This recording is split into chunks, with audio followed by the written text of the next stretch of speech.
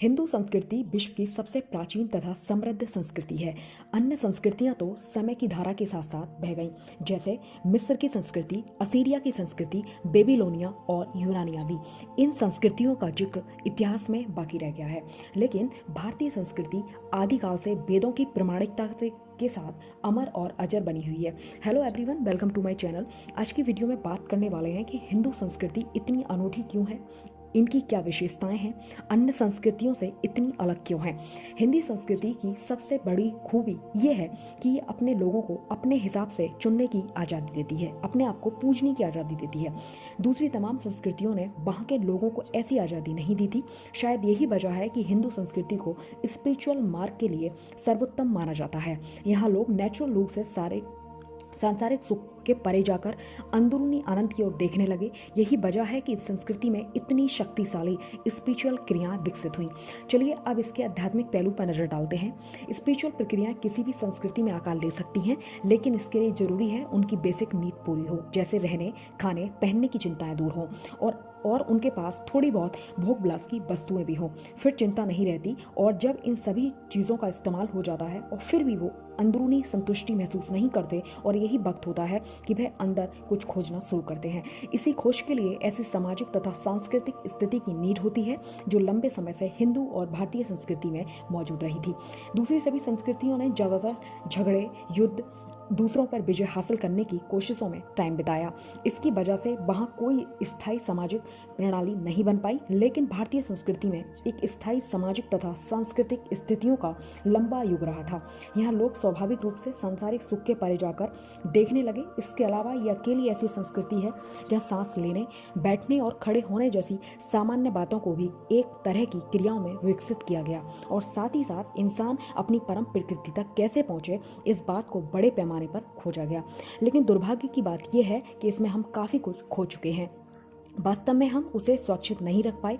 फिर भी ये एक ऐसी जीती जागती संस्कृति है।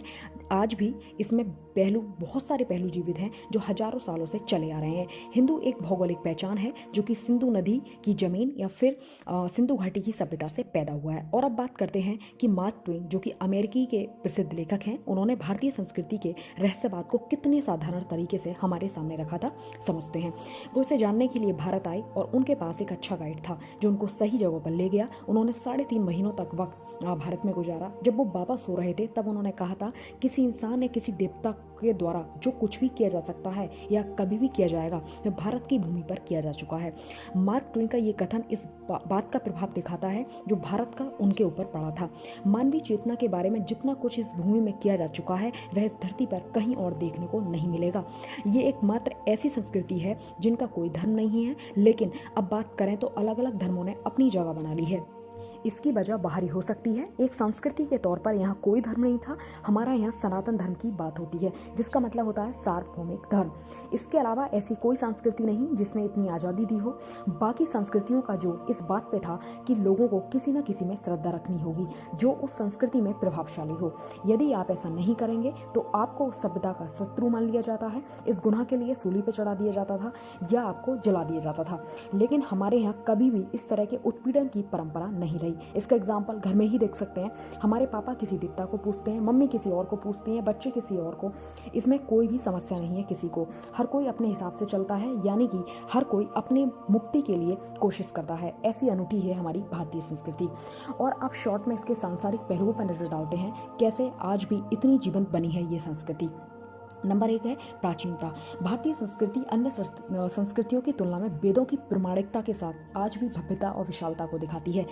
दूसरा है निरंतरता। इस संस्कृति की बड़ी बात यह है कि अन्य संस्कृति की तुलना में ये लुप्त या क्षीण नहीं हुई। ये न केवल जीवित है बल्कि प्राचीन आदर्शों को आज भी वर्तमान से बांधे हुए है। वेद, उपनिषद, पुराण आदि साहित्य आज भी उतने महत्वपूर्ण हैं जितने कि उस काल में थे। नंबर 3 है धार्मिकता। प्राचीन काल से ही ये संस्कृति स्पिरिचुअलिटी में सबसे आगे रही है। यहाँ तप, जब सत्य और धर्म को ही श्रेष्ठ माना जाता है। चौथी बात करते हैं हम विश्व बंधुत्व की भावना। हमारी संस्कृति का यही नारा है कि सभी सुखी हो, सभी स्वस्थ हो और सभी एक दूसरे से अच्छी भावना के साथ जुड़े रहें। और सबसे महत्वपूर्ण और अगले पॉइंट पे बात करते हैं शांति और अहिंसा की। ये हमारी संस्कृति के दो ऐसे प्राचीन और महत्वपूर्ण पहलू हैं जो पूरे विश्व में आज भी यहाँ सबसे ज़्यादा देखने को मिलते हैं। अगली जो सिद्धांत है वो है कर्मवाद। भारतीय आर्य संस्कृति ने कर्म को ही एक ऐसा मूल मंत्र बनाया था कि प्रत्येक व्यक्ति आज भी अच्छे और बुरे कर्मों की बात करता दिख जाता है। अगली और लास्ट बात कर रहे हैं इसके भौतिक और आध्यात्मिक विकास की, जबकि अन्य संस्कृति में ज़्यादा से ज़्यादा भौतिकता पर ध्यान दिया गया था। आखिरकार भारतीय संस्कृति हर मायने में बहुत विकसित है। So thank you so much guys. अगर वीडियो पसंद आई हो तो प्लीज़ शेयर कीजिए। मिलते हैं अगले वीडियो में।